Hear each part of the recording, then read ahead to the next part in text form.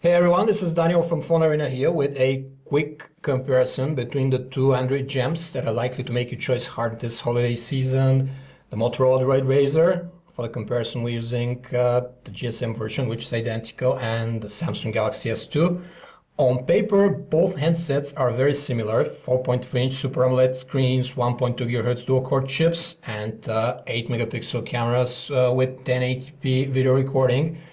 They also leave a very similar impression when held, since both are incredibly thin and light for what they offer. The Galaxy S2 is lighter and less pretentious with its all-plastic chassis, with this pattern back here, whereas the RAZR throws in a Kevlar woven back and steel frame for added rigidity, which add to the weight, but somehow the Kevlar doesn't contribute to a premium feeling. It feels like lino to the touch, compared with soft touch plastic, for example. Not that the Galaxy S2 is fat, but the RAZR is unbelievably thin at 0.28 inches, 7.1 millimeters, except for this camera bulge here, which is 0.41 inches, 10.6 millimeters. It is, however, wider than the Samsung Galaxy S2. And that's due to the thick bezel surrounding the screen.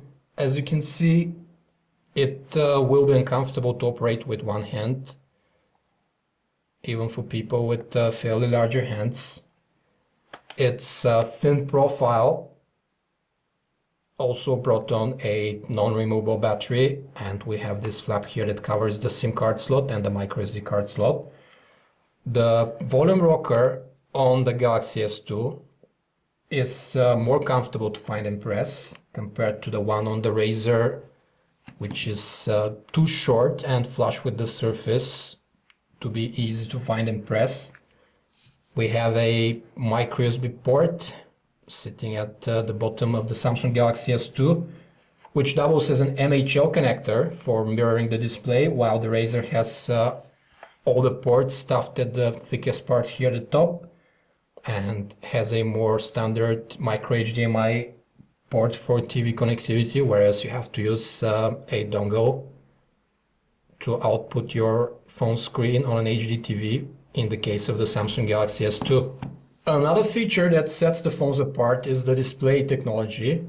We have the Super AMOLED Plus on the Galaxy S2 with a standard matrix and 480 by 800 pixels of resolution, and the QHD Super AMOLED Advanced in the RAZR with 540 by 960 pixels, achieved via the pentile arrangement.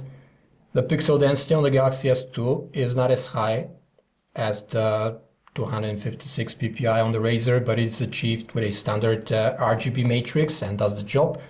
Whereas the pentile pixel arrangement on the RAZR is visible if you look up close. From normal distance, it's fine. The AMOLED colors are more saturated, even gaudy in the case of the RAZR, whereas the Galaxy S2 is more toned down, but both exhibit the typical for Super AMOLED coat colors, which make white appear bluish. Samsung's handset has the brighter display, which helps with outdoor visibility when you work in the interfaces, which we're going to look at now. The Galaxy S2's responsiveness with the Exynos processor is a tad snappier than the RAZR, powered by dual-core Ti OMAP, and it also gets about 20% higher quadrant scores, this Exynos processor. Here on the Galaxy S2, the RAZR has the upper hand, having more ROM for installing applications, while both handsets support 1 GB of RAM.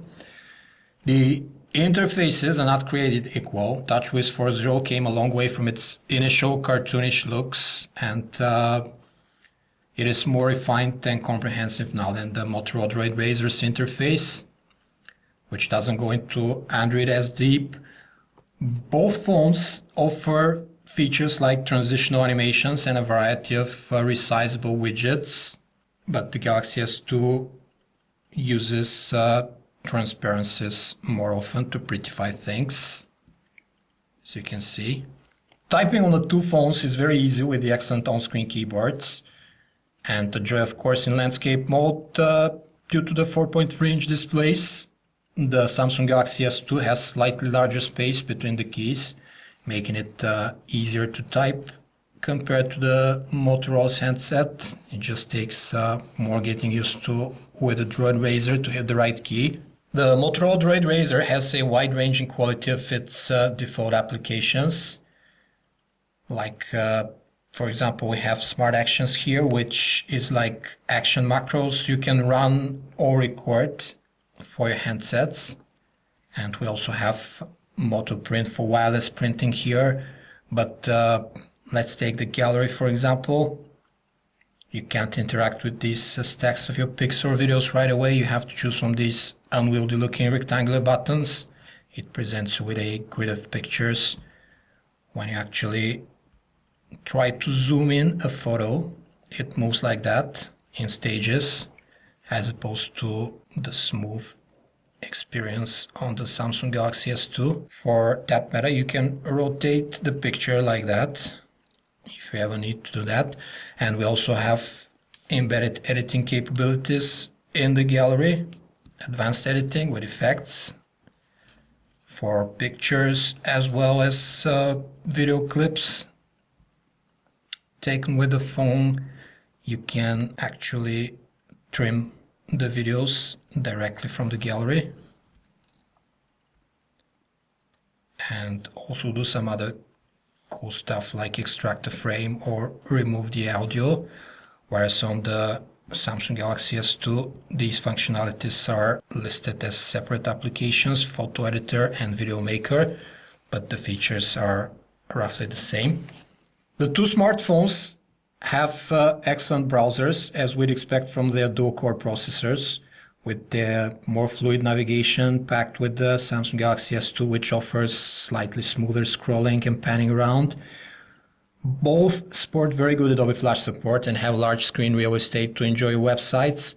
The RAZR has the less functional browser interface. You can't view snapshots of your open tabs, for example, like on the Galaxy S2, as they're merely presented as a list here, whereas here we have them as snapshots and can choose more easily. Music playback from the handsets is very good, and the players support all the basic functions we've come to expect from such high-end handsets, like categorizing by albums, artists, and playlists. In terms of eye candy, the Samsung Galaxy S2 uses more colors, transparencies, and transitional animations, whereas the RAZR, for example, offers album art in landscape mode, as this here carousel, which looks much prettier if you have album art loaded. As far as functionality goes, the RAZR's player is powered by TuneWiki, which retrieves the lyrics of the song that is currently played right here at the bottom. And they go in karaoke style. It can also give you the full biography of the artist, including information for its upcoming events, straight from the player's interface, which is very handy. Samsung's phone provides mock surround sound in headset mode, and also you have a bunch of equalizers and sound effects you can apply. The Motorola DROID RAZR has different sound profiles as well, which actually work in speaker mode. The loudspeaker is pretty potent on the DROID RAZR, offering strong volume and clearer sound than the one on the Samsung Galaxy S2. The Galaxy S2 grabs the price in video playback though, since it has DivX X80 codecs hardwired in the chipset. Both phones have 8 megapixel camera modules capable of 1080p HD video, while the Samsung Galaxy S2 has a more sophisticated camera UI with plenty of shooting modes you can choose from.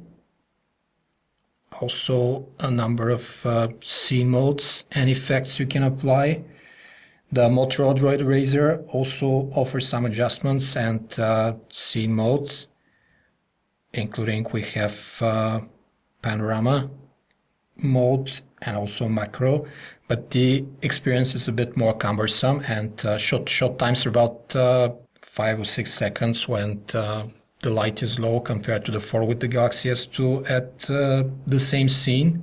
The Galaxy S2's photos exhibit very good characteristics in terms of sharpness and capture detail, but the colors are a tad colder than reality and not as likable with the default settings. The Razr pales in comparison, on the other hand, with its noisy photos that are lacking sharpness and contrast. The Razr has trouble focusing in low light situations. It makes it pretty slow, and the photos turn out grainy and soft. Both phones shoot 1080p video with 30 frames per second, which runs smooth, but we would rank it again in favor of the Galaxy S2, beating the soft, blander Razr clips. Despite the colder tones, video from the Samsung Galaxy S2 just looks better on the screen, since its details and sharpness are superior to the footage from the Razr. Motorola's phone does a good job at noise suppression when you're talking during filming, while the Galaxy S2 has cleaner and stronger audio capture overall while filming. You can't go wrong with any of these two Android powerhouses, as they both offer top-class specifications with large and vivid Super AMOLED displays and capable dual-core processors packed in slim bodies.